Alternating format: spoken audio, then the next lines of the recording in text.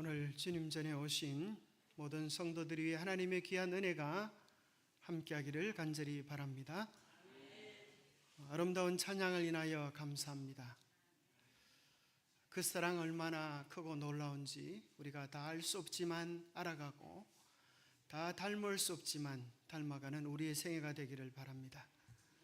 오늘이 5월의 마지막 날입니다. 5월을 무슨 달이라고 하죠? 가정의 달. 여러분 가정은 안녕하십니까? 예. 그래서 오늘 마지막 날이기 때문에 가정에 대하여 한번 생각해 보는 그런 시간을 가질까 합니다. 흔히 20대의 결혼을 이렇게 표현합니다.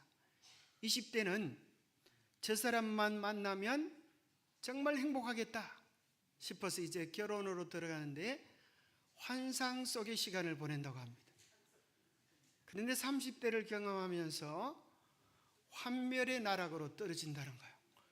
왜 그런가 하면 같이 살아보니까 그 사람의 속사람이 보이기 시작하는 겁니다. 연애할 때는 잘해주기만 했었는데 결혼하고 나서는 깍쟁이처럼 변하는 것입니다. 그 다음 때는 참고 사는 때가 온다는 거예요. 인내를 잃어버리면 가정이 깨어진다는 것입니다. 그래서 참고 견디고 살면 나중에 고마워 사는 때가 오고 나중에는 최고의 경지에 이르게 되면 불쌍해서 산다는 거예요. 불쌍해서 처근하게 여기지는 마음. 젊었을 때는 상대방이 잘못하면 미워지고 성질나고 뚜껑이 열리는데 나이가 들어서 생각해 보면 그 모든 것들이 더 넓은 마음으로 더 깊은 마음으로 안아주고 사랑해주고 불쌍히 여기는 마음, 그런 마음을 처근지심이다 이렇게 말하죠. 하나님께서 우리에게 주시고 싶어하는 마음 중에 한 가지가 긍휼히 여기는 마음, 상대방을 불쌍히 여기는 마음입니다. 마태복음 7장 5장 7절 보면 긍휼히 여기는 자가 복이 있나니 저희가 긍휼히 여김을 받을 것이며, 그래서 오늘 여러분 모두에게 또 저에게 드리는 말씀은 우리 모두가 어떤 사람이 되었으면 좋겠다고요? 긍휼히 여기는 자가 됩시다. 여러분 아내뿐 아니라 남편뿐 아니라 서로에 대하여 불쌍히 여기는 그런 마음을 가질 수 있으면 좋겠습니다. 긍휼히 여기는 자가 복이 있나니, 왜냐하면 그들이 긍휼히 여김을 받을 것이기 때문입니다. 팔복은 관계의 복입니다. 첫 번째부터 네 번째까지 이 관계는 하나님과 우리와의 관계 속에서 누리는 복입니다. 하나님을 알기 전에는 사람이 자기 부족을 알지 못하고 잘 산다고만 생각합니다. 자기보다 더 나은 사람이 세상에 없다고 기고만장합니다. 그러나 하나님 십자가 앞에 서면 드디어 자기를 깨닫게 되고 세상에 부족하고 모자란 자가 나다라고 하는 가슴을 치는 시간을 가지게 되는데, 그러한 경험을 향하여 심령이 가난한 자다라고 말합니다. 자기의 부족을 알고 연약함을 알고 마치 자기 스스로의 실력으로는 인생을 살아갈 힘이 도무지 없는 것처럼 부도나는 인생의 정체를 발견하는 것이죠. 그러다가 이제 십자가 앞으로 나아가서 내 죄가 무엇인지, 나의 실상이 무엇인지, 또 주님께서 왜 나를 위하여 이토록 큰 사랑을 베푸셨는지 통회하며 고백하며 회개하며 새롭게 되는 시간을 가지는 것입니다. 이것을 애통하는 자라고 말합니다. 애통하는 후에 이제는 자기 자신을 내려놓고 내 마음의 중심에 내가 아니라 주님이 주인 되어 사는 삶을 살게 되면 그 사람은 이제 온유한 자가 됩니다. 온유한 자는 아무리 부추겨도 온유함을 잃을 수가 없습니다. 왜냐하면 자기 자신의 부족함을 철저히 알기 때문입니다. 인자무적이라고 하는 말이 있는 것처럼 온유한 자의 평화를 깨뜨릴 것은 아무데도 없습니다. 왜냐하면 그의 마음의 주인은 더 이상 자기가 아니라 자기는 죽었고 그 안에 예수님께서 사시기 때문입니다. 그때부터는 이제 더 이상 자기 욕심, 자기 교만, 자기 잘남에 살지 아니하고 이제는 의에 줄이고 목마른 자가 되어서 주님을 더 깊이 알고 싶어하는 그런 마음을 가지게 됩니다. 하나님의 사랑은 한번 맛보면, 정말 제대로 맛보면 이 세상의 그 어떤 것과도 견줄 수 없는 만족과 기쁨과 희락을 주는 것임을 깨닫습니다. 그래서 또 달라고 하고 또 달라고 더 이상 세상의 즐거움에 마음을 두지 않게 됩니다. 심령이 가난한 자가 되고 나면 사람과의 관계 속에서 긍휼히 여기는 자로 바뀌어지게 됩니다. 내가 가난한 경험을 해보았기 때문에, 내가 잘난치 않은 경험을 해봤기 때문에 잘난치 않은 사람도 불쌍해 보이고 부족한 사람도 불쌍해 보이고 그저 지나가는 과정 일련이 만들어지는 과정 일련이 하면서 동정과 긍휼을 베푸는 마음을 누구에게나 가질 수 있게 되어집니다. 애통하는 경험을 하고 한 후에 우리의 마음은 씻은 듯이 깨끗해지게 됩니다. 마치 비 온 후에 세상이 깨끗해지는 것처럼 애통의 경험을 통하여 우리의 마음의 죄들은 녹아내리고 마음이 깨끗한 자가 되어서 천지 만물 속에서, 사람의 마음 속에서, 어린아이의 미소 속에서, 살랑이는 바람 속에서도 하나님을 볼 수 있게 되어집니다. 마음이 청결한 자는 복이 있나니 저희가 하나님을 볼 것이며, 온유한 자가 되어지면 비로소 화평케 하는 자가 됩니다. 모든 사람과의 관계가 새롭게 되어집니다. 그래서 드디어 조화로운 사람이 됩니다. 그래서 좋은 사람이라고 하는 말을 달리 해석한다면 조화로운 사람입니다. 이런 사람과도 어울릴 수 있고 저런 사람과도 어울릴 수 있고, 사실은 상대방이 문제인 줄 알았는데 내가 문제였던 것입니다. 마치 물과 같은 사람이 되는 것이죠. 물은 아무와도 다투지 않습니다.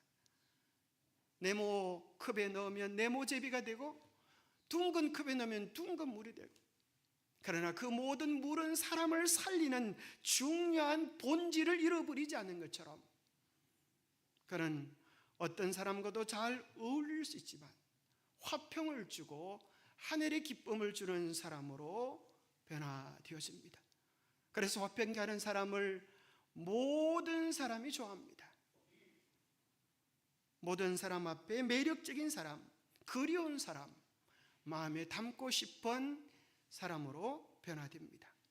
의에 줄이고 목마른 자가 되어질 때 비로소 우리는 의로움이 얼마나 중요한지 깨닫고, 어떤 핍박과 시련을 당한다 할지라도 의를 위하여 견고히 설 수 있다면 그것으로 인하여 행복하고 만족해 되어지는 사람이 됩니다.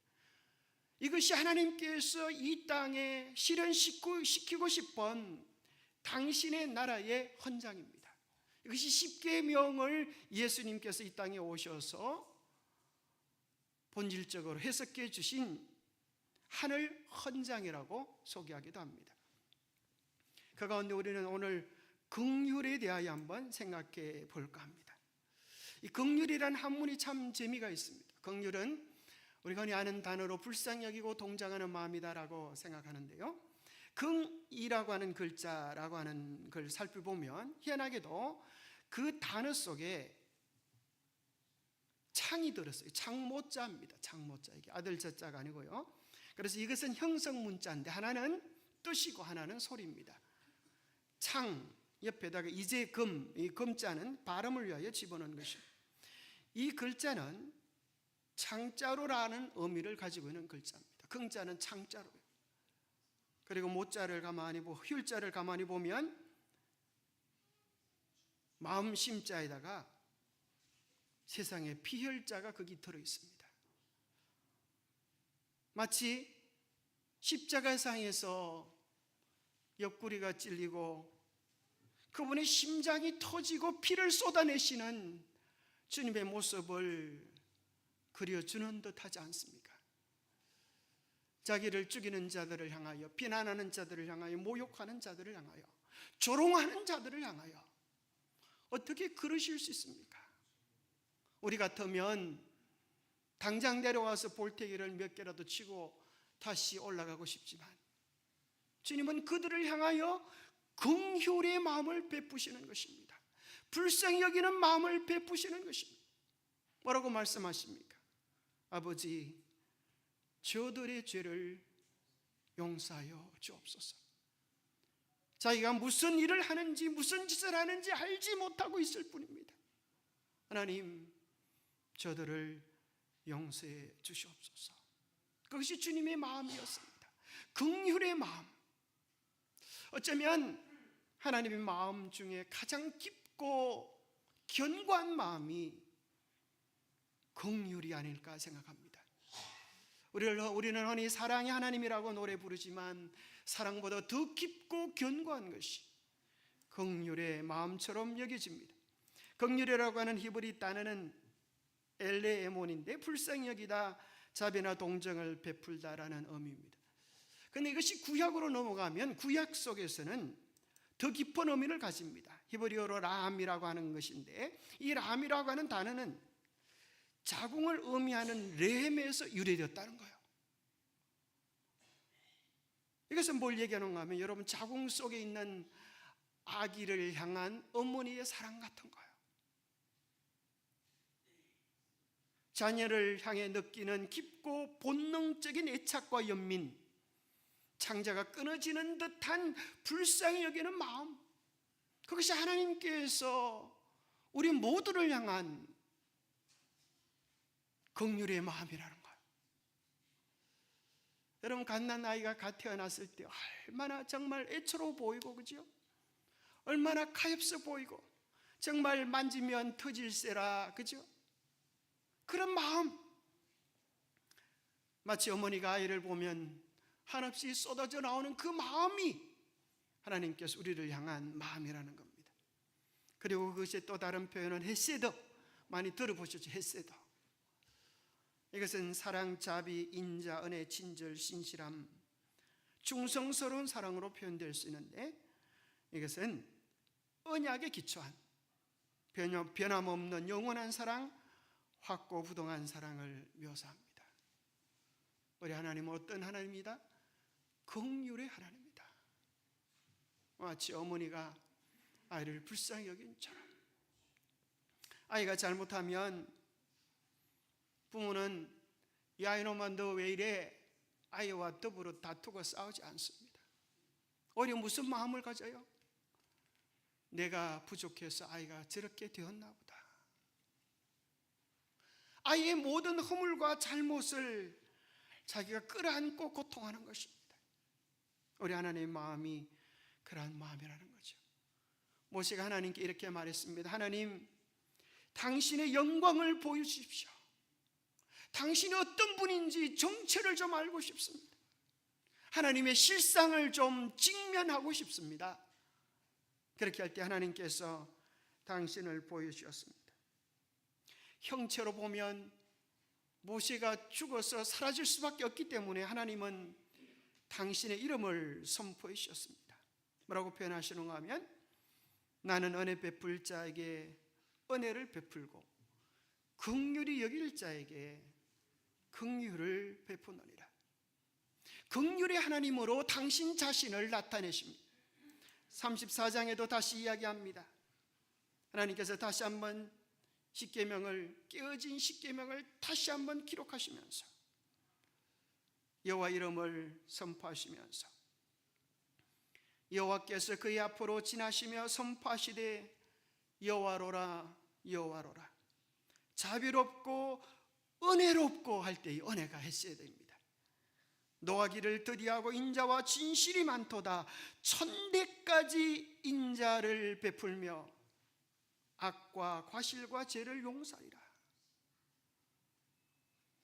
1000대까지 인자를 베푸시는 헤세드의 하나님, 우리의 허물과 과실과 죄를 용서하시는 하나님, 그 하나님 덕분에 우리가 살아갈 수 있는 것입니다.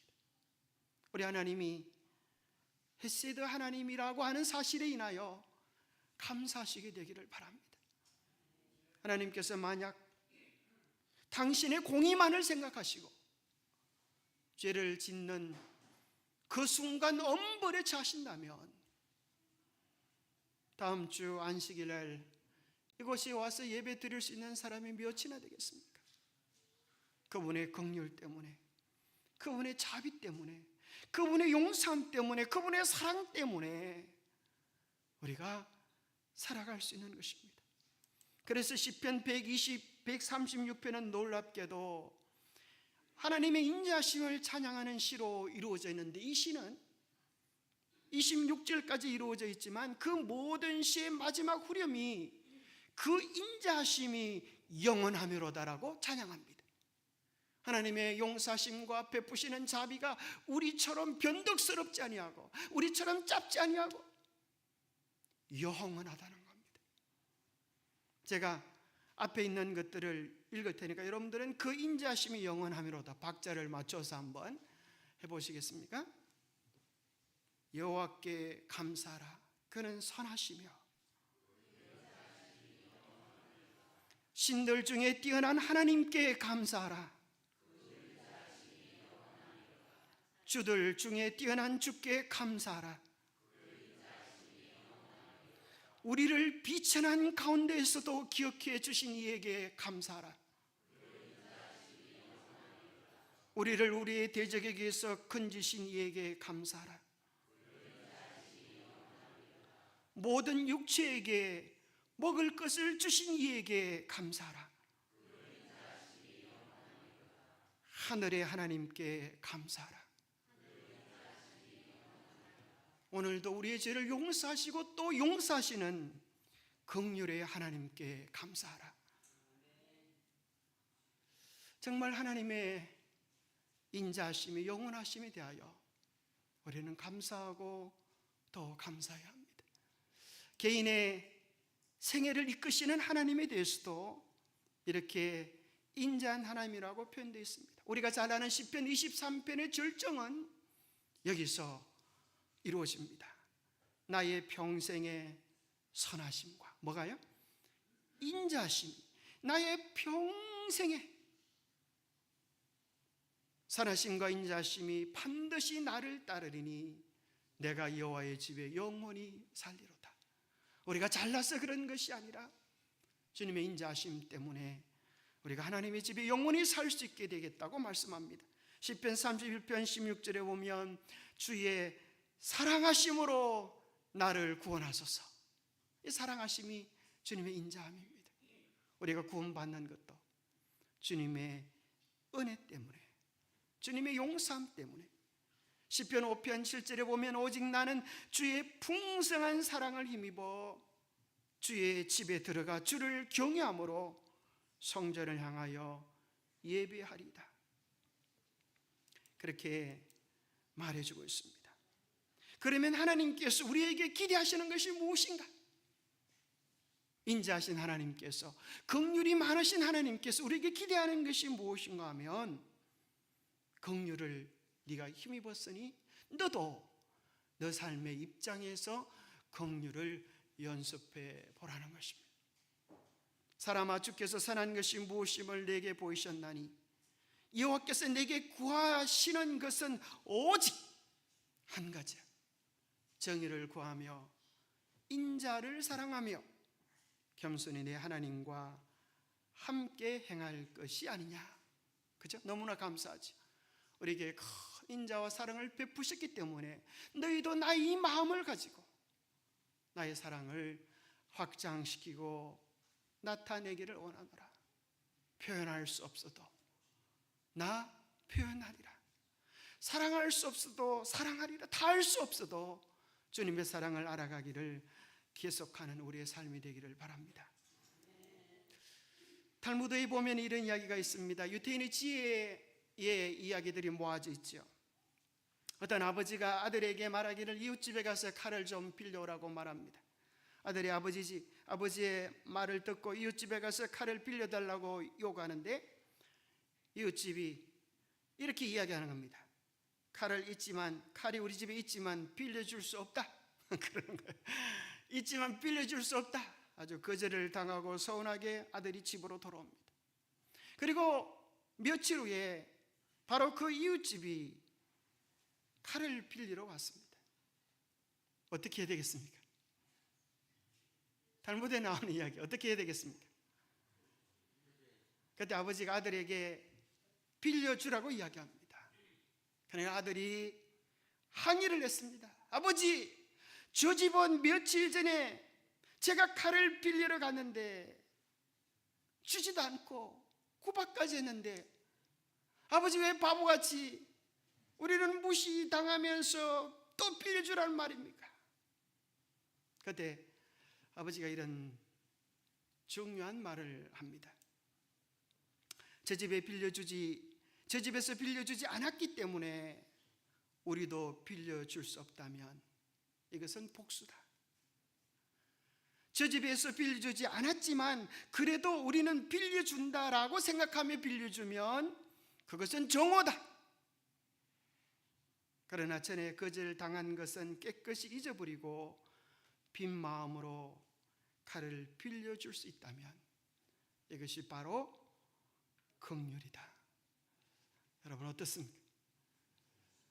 우리가 마땅히 걸어가야 할 삶의 모습을 유대인들도 그들의 삶의 철학 속에 표현했습니다. 그러면 어떻게 우리가 이 긍휼을 실천하는 삶을 살아갈 수가 있을까요? 첫 번째는 십자가의 사랑을 우리가 경험해야 합니다. 우리 속에는 그 사랑이 없기 때문입니다. 세계 최초로 여성 중에 노벨 문학상을 탔던 셀마 라겔레프라고 하는 스웨덴 작가가 어린 아이들을 위한 십자가의 사랑을 잘 전달해 줄 수 있는 동화를 썼습니다. 그 동화의 제목이 진홍 가슴새의 이야기였습니다. 하나님께서 진홍 가슴새를 만들어 주셨는데 이 새는 가슴이 붓지 못하고 어떤 모습인가 하면 그저 잿빛을 가진 이런 새였습니다. 그래서 하나님께 나아가서 하나님께 여쭙니다. 하나님, 저는 진홍빛이 아닌데 왜 잿빛뿐인데 저를 진홍 가슴새라고 이름을 지어 놓으셨습니까?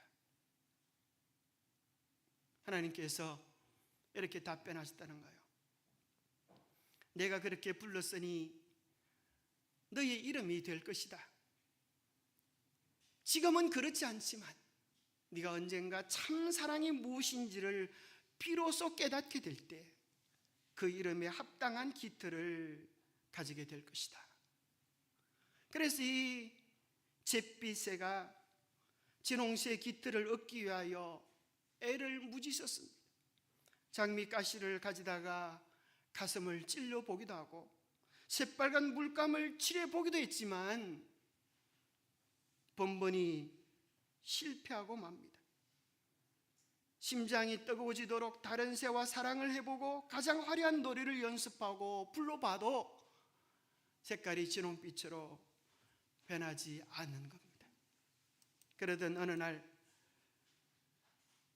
진홍 가슴새가 둥지 근처 언덕에 십자가가 세워지고 어떤 사람이 그곳에 매달려 있는 것을 보았습니다. 그분은 너무나 선하게 보이고 너무나 인자하게 보이셨는데 안타깝게도 그분은 가시 면류관을 머리에 쓰고 계셨습니다. 그의 이마에서 피가 뚝뚝 떨어지고 있었습니다. 진홍 가슴새는 그 모습을 보면서 자기도 모르게 안타까이 여기는 마음, 불쌍히 여기는 마음이 들었습니다. 그리고 이런 마음이 들었습니다. 비록 내가 작은 새에 불과하지만 그의 이마에 박힌 가시를 뽑아내어 잠시라도 저분의 고통을 들어줄 수 있으면 좋겠다, 그렇게 생각하고 진홍 가슴새는 그분의 이마에 박혀있는 가시를 그 작은 입으로 쪼아서 뽑아내었습니다. 가시를 하나 뽑아낼 때마다 쏟아지는 피가 새의 가슴을 붉게 물들었습니다. 하나씩 둘씩 가시를 뽑으면서 진홍새의 가슴은 붉게 물들었습니다. 그렇게 피투성이가 된 진홍새의 가슴은 희한하게도 아무리 씻어도 지워지지 않고 진짜 진홍색 가슴이 되고 만 것입니다. 그리고 더 놀라운 것은 그가 얼마 후 새끼를 낳았는데 그 새끼도 그와 똑같은 진홍색 가슴을 가진 새들이 되었다고 합니다. 이 이야기는 십자가의 사랑을 체험하면 누구든지 그분의 피조물로 새롭게 거듭날 수 있다고 하는 사실을 우리에게 이야기해 줍니다. 우리의 심장은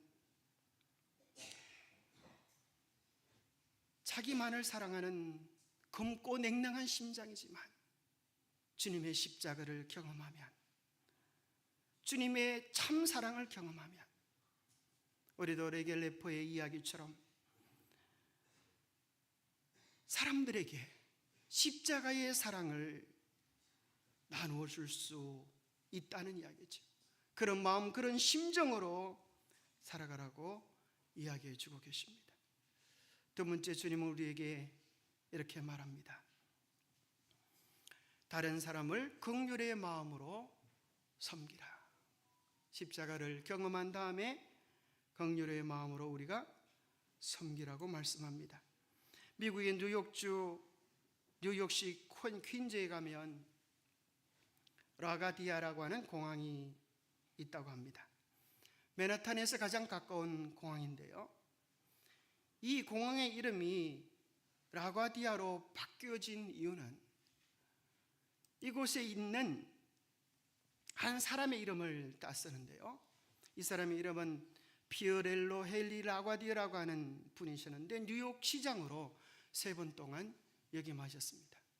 이분의 이야기는 아마 여러 다양한 형태로 변형되어서 알려졌기 때문에 많은 분들이 알고 있는 이야기입니다.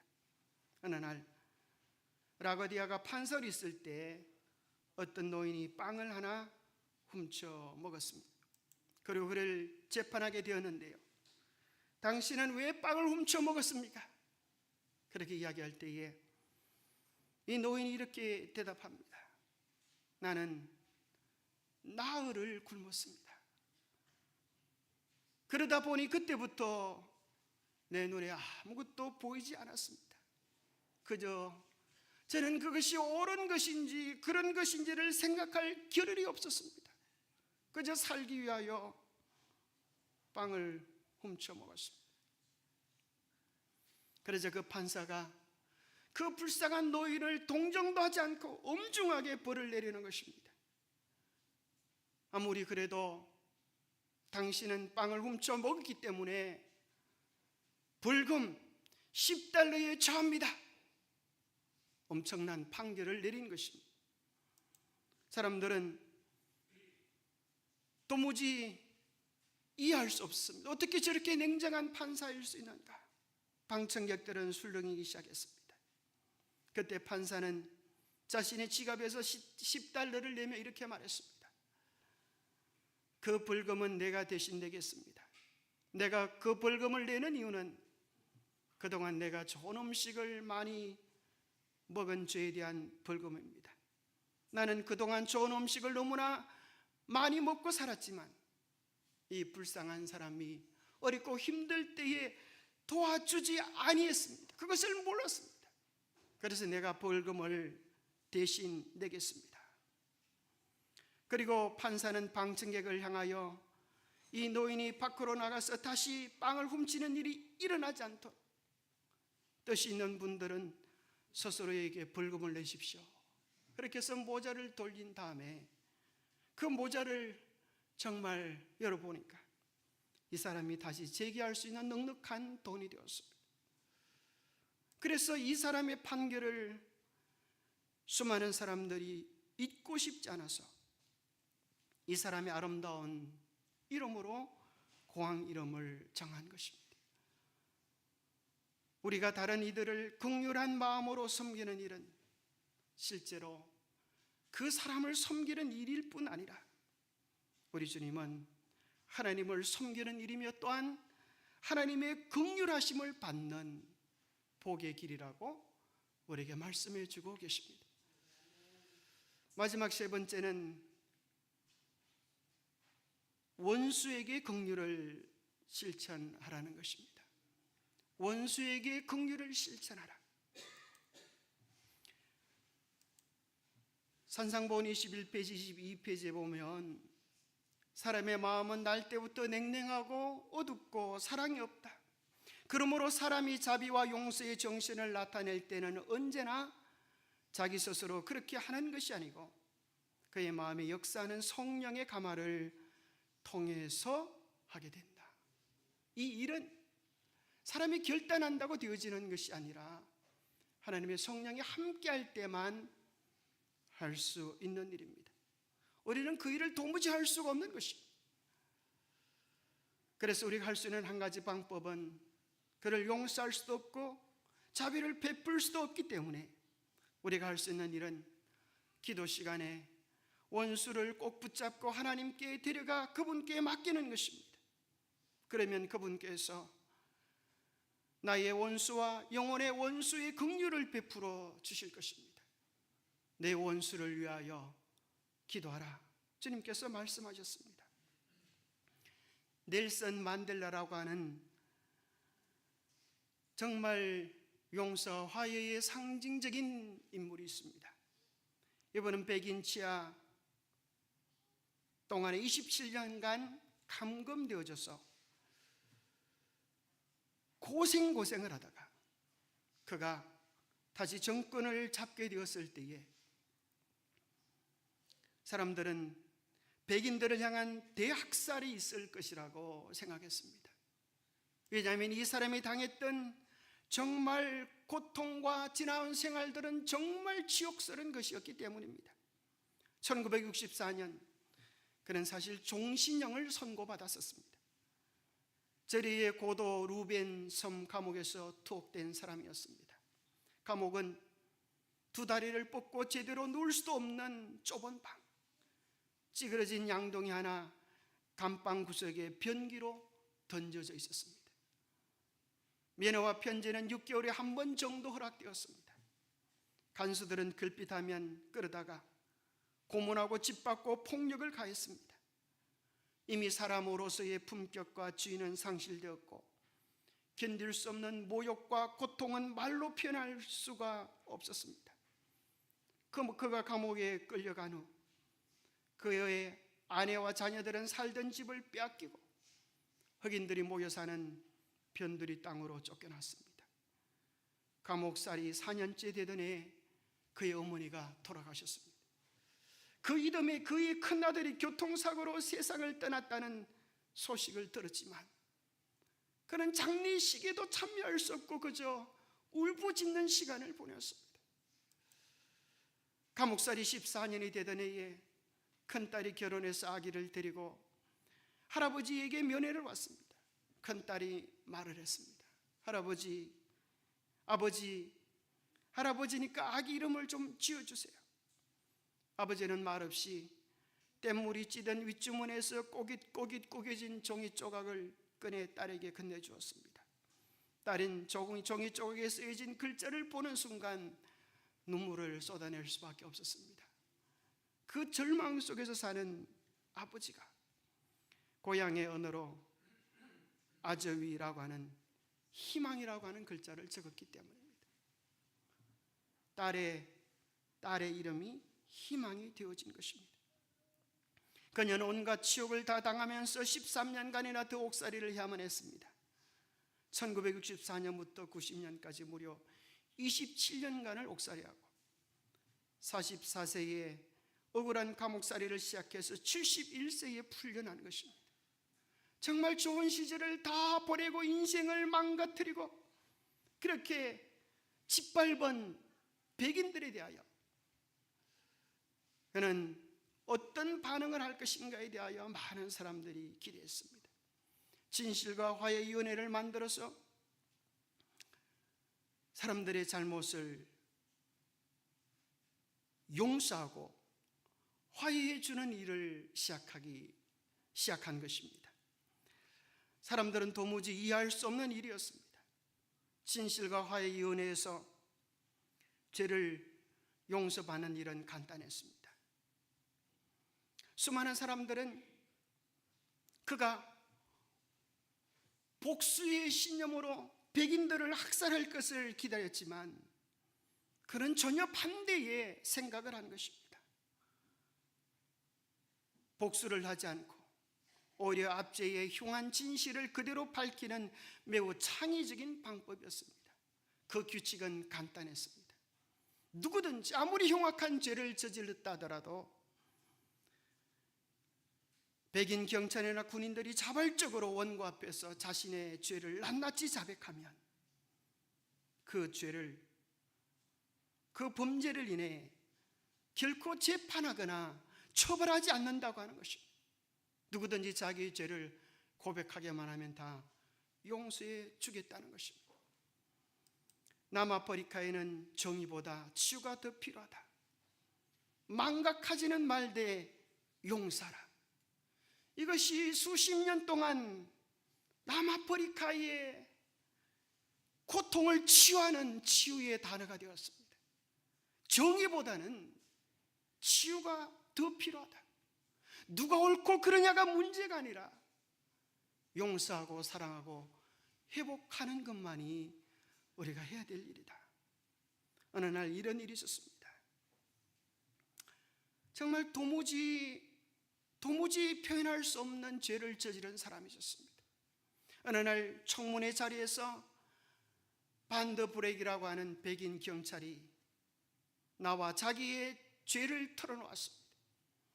자신은 동료 경찰들과 18세 흑인 청년을 총으로 쏘아 그 시체를 불태운 뒤에 증거인멸을 위해서 시신을 바비큐 고기처럼 이리저리 돌려가며 불에 태운 사실을 토로했습니다.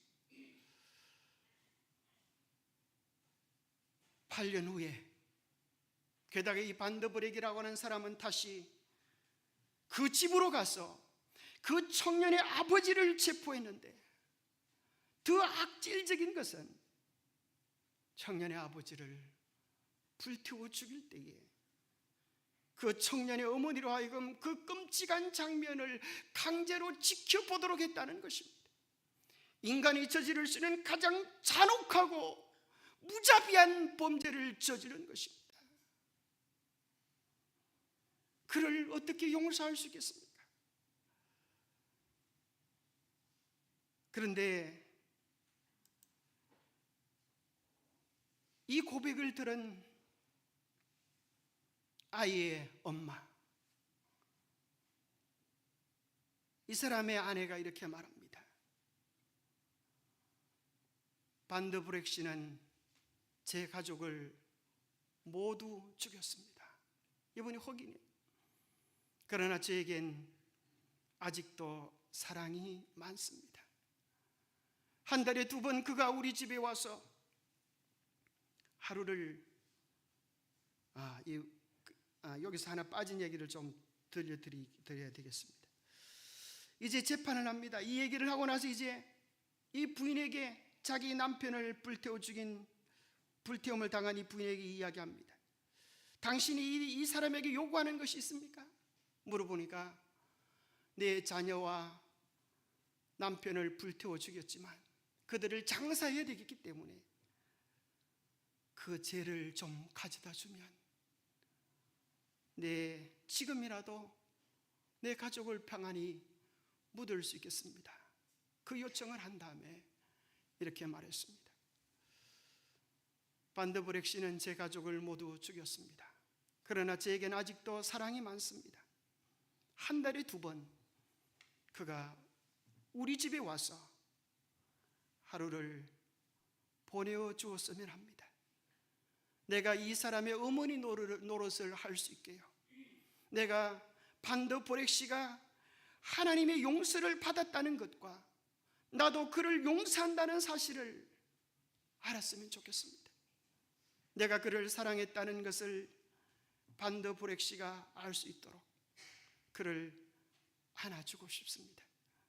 이것이 십자가에 우리를 위하여 돌아가시고 용서해 주신 예수님의 사랑입니다 하면서 이 사람이 2팔을 벌리고 반드브렉을 향하여 그 원수를 향하여 가슴을 편 것입니다. 그때 정중 속에서 노래가 들려왔습니다. 자비로운 주 하나님. 온 흑인들이 마음을 다하여 그 노래를 부르는 것입니다. 반드브렉이 일어나서 가려고 하다가 쓰러져 버립니다. 그 놀라운 용서와 사랑의 분위기에 압도되어져서 기절해 버리고 맙니다. 그리고 그 사랑은 그를 새로운 사람으로 만들어 버리고 맙니다. 마드마 간디는 이런 말을 했습니다. 눈에는 눈, 이에는 이로 한다면 머지않아 세상 모든 사람은 소경이 되고 이가 없는 합주기가 되고 말 것이다. 주님께서 우리에게 원하시는 것은 먼데 있지 않습니다. 긍휼을 행하지 아니하는 자에게는 긍휼이 없는 심판이 있으리라. 긍휼은 심판을 이기고 자랑하느니라. 마지막 시대 하나님의 백성이 어떻게 그 자리에 설 수 있겠습니까?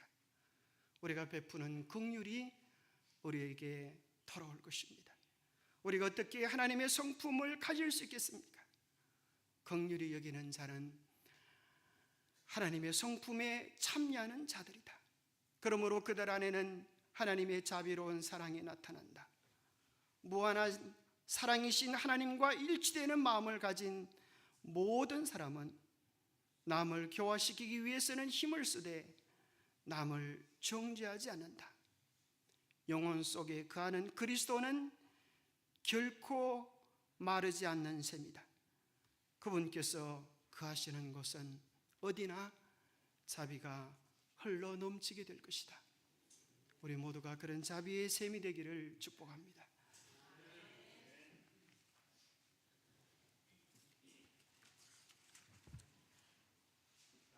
그래서 찬미가 613장 다 같이 부르시겠습니다.